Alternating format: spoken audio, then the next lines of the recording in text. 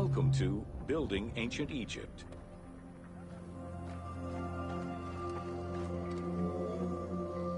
Constructed with bricks made of mud, most ancient Egyptian buildings were not permanent. Only religious temples and funerary monuments were meant to stand the ravages of time.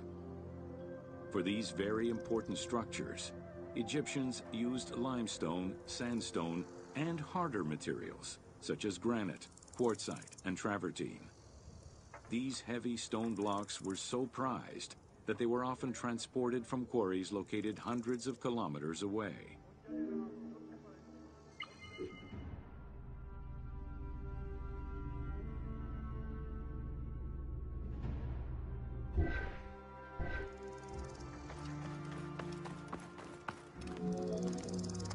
Limestone was common and easy to extract from quarries on the east bank of the Nile. This particular limestone had marine fossils in it, however, preventing it from being easily decorated and polished. Used as the main building material, the structure would then be finished with a finer limestone that was polished smooth and decorated as needed. Limestone was used for the building of the first pyramids and for most of the religious buildings of the Old and Middle Kingdoms.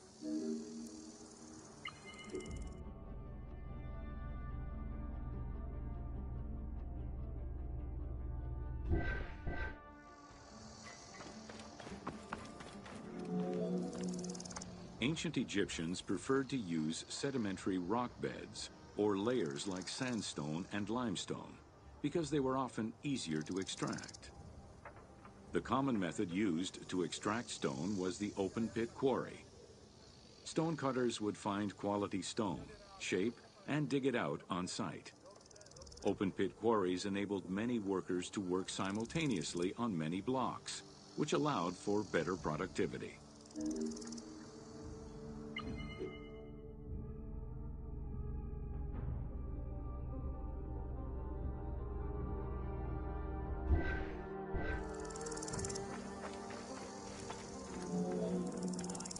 Workers would draw a large grid directly on the stone's surface, taking care to leave a space between the blocks. This allowed them to isolate the different blocks and create a trench that would make the extraction easier. Stoneworkers used iron chisels for hard rock and bronze or copper tools for softer rocks such as limestone. Removing material between each block created a trench line. In some quarries, that trench was wide enough to accommodate a worker, who would then cut the block entirely on site. For harder rocks like granite, workers cut a series of holes and hammered wooden wedges into them. They then soaked the wood until it swelled and caused the rock to split.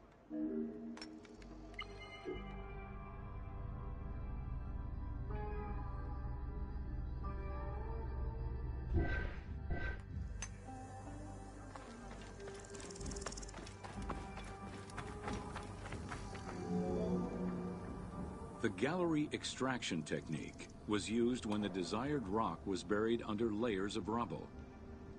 This method was often necessary in order to find the whiter and finer limestone required for a smoother finish. The first step was for the stoneworkers to create an access pit that would allow them to reach the desired wall of stone. Once a wall of quality stone was exposed, workers could then cut out smaller blocks. This pit required a descending platform. Designed like a stairway, it allowed them to free multiple galleries of blocks.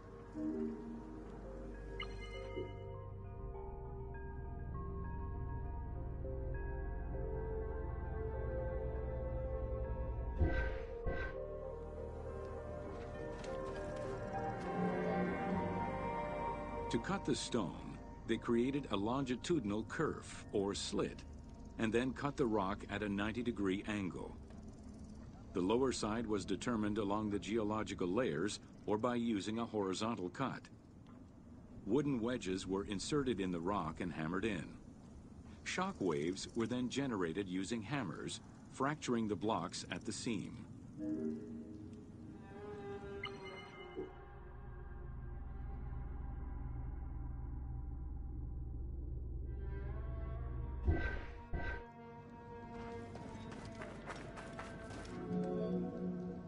To maintain the stability of these mining pits over the course of quarrying, workers would leave support sections of unexcavated rock.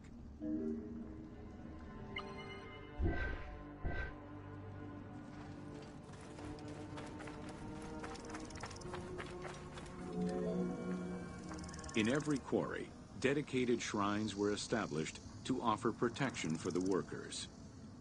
In particular, Serket, the scorpion goddess, was considered a very powerful deity among quarry workers. Every mine and quarry of ancient Egypt included a scorpion charmer who was said to use magical powers to ward off the dangerous insects and keep the workers safe.